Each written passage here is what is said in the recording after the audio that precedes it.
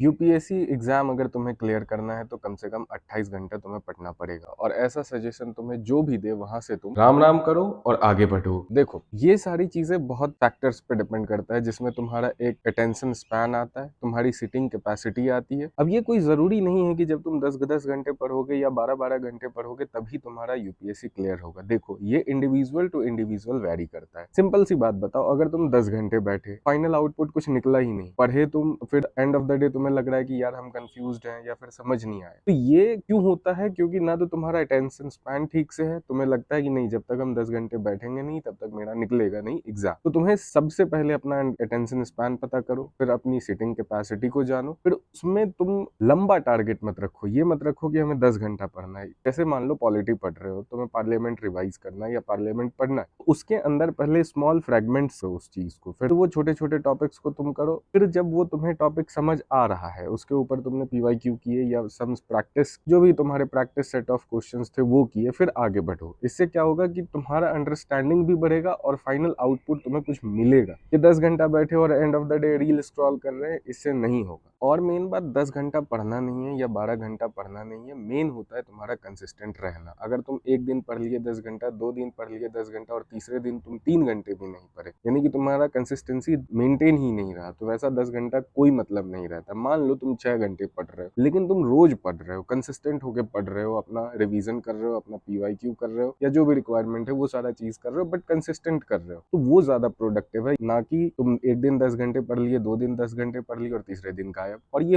होता है क्योंकि ये लंबा टारगेट है। लंबा टारगेट सस्टेनेबल नहीं होता है इस फील्ड में, क्योंकि वो प्रैक्टिकल नहीं है अचीव करने में। हाँ, बहुत लोग करते हैं, नो डाउट, लेकिन ज्यादातर की सिटिंग कैपेसिटी उतनी नहीं होती है। लेकिन जितना भी है तुम उसी में अपना कंसिस्टेंट रहो, अपने डेडिकेटेड रहो, रिजल्ट होगा ही होगा। चलो, स्टे ब्लेस्ड, स्टे फिट।